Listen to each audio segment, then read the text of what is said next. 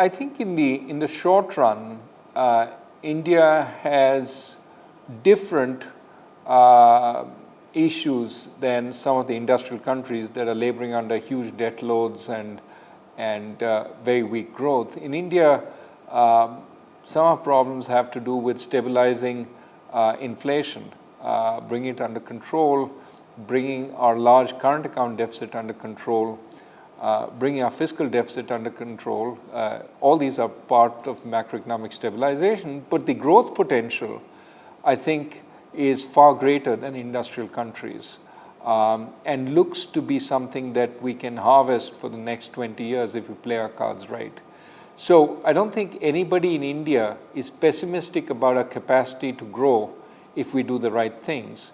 While in some of the industrial countries, there is some pessimism about the capacity to grow, even if the right kinds of policies are undertaken.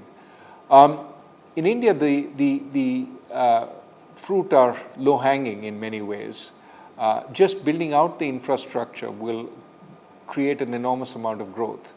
Add to that the manufacturing which sits on top of that infrastructure or benefits from that infrastructure, you get additional growth.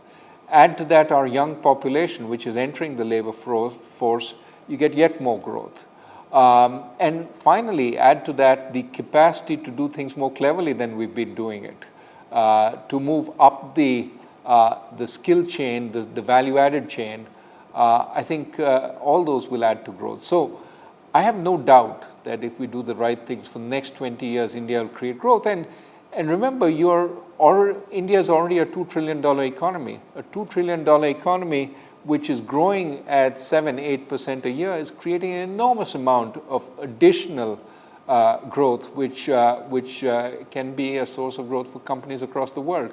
So my sense is that in a 3-speed world, India is probably in the first ranks even now, but has the potential to move up even within that first rank of countries in the next few years.